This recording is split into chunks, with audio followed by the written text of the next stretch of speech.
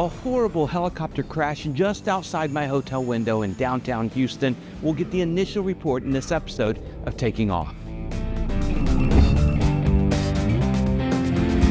Hi, I'm Dan Milliken, and right now I'm in Houston, and it's Monday, October 21st, and lots has happened in aviation yesterday, including the death of Chuck Coleman at the Las Cruces Air Show when his extra EA-300 crashed into terrain, resulting in his death and the shutdown of the air show.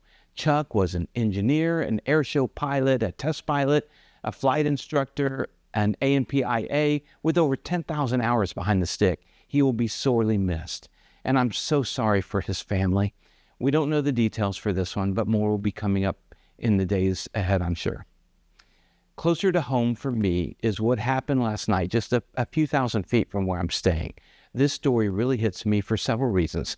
The closeness for sure, but I've just started helicopter training and I've been flying Robinsons.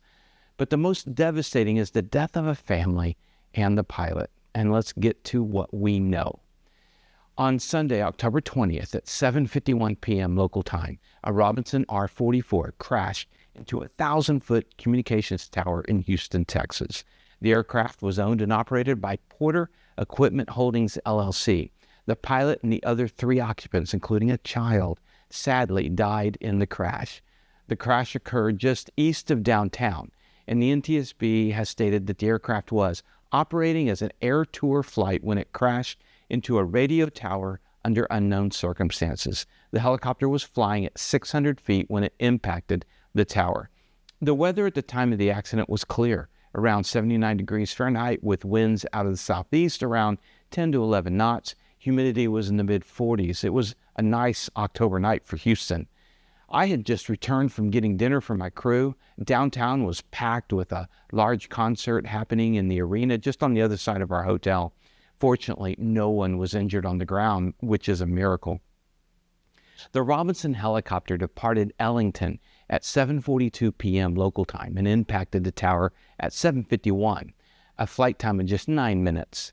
Video from local resident security cameras quickly made its way onto social media, showing the helicopter impacting the tower and a bright flash occurring, indicating the aircraft exploded during the crash.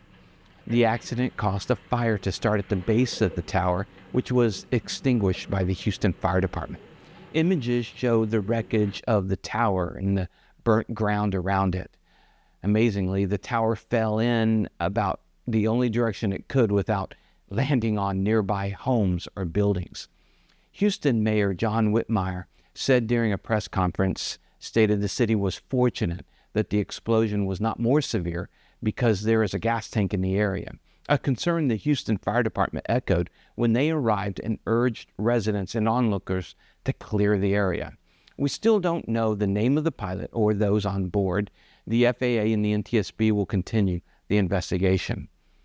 There was a NOTAM, or notice to air mission, that had been posted stating that the lights on the tower were inoperable. And for those non-pilots out there, the NOTAM, that's the FAA system for communicating potential hazards, conditions, notices to pilots. However, the NOTAM system can be extremely difficult to understand and decipher. The NOTAM for this tower was put in 4 days prior and was for lights out on the tower. The top light, as seen from that surveillance video, was still working. For those who have not flown at night in a metropolitan area, the towers are extremely difficult to see, even with their lights on, with all the other light clutter around. However, the pilots are given maps, they're called sectionals, where they are clearly marked with the tower or obstruction's height printed in both above ground and above mean sea level. This one is listed at 1,047 feet above sea level and 1,011 feet above the ground. It is up to the pilot to know the route and to know the obstacles. And this helicopter had flown a lot. 5 previous flights just that day alone. It's unclear why the pilot collided with the tower. On my breaking news report earlier today, several commented on the dangers of a Robinson helicopter. The Robinson has a main rotor blade system that is semi-rigid underslung. And what that means is that in extreme situations like low G maneuvers, the rotor disc can bump the mast, causing structural damage. And we don't have all the reports, but This downside to the Robinson does not appear to be what caused this crash. It looks like running into the tower is what caused it, and it really doesn't matter what kind of helicopter you are in if you run into the tower. Before the crash, I took these photos from my hotel window, and here you can see the tower. Today, here's the same view. Throughout the morning, various helicopters have been circling the area. This is a horrible tragedy, and I can't imagine what the families are going through. I'll be praying for them. That's the news from Houston. Remember, superior judgment trumps superior skill. Please take care. Stay safe out there.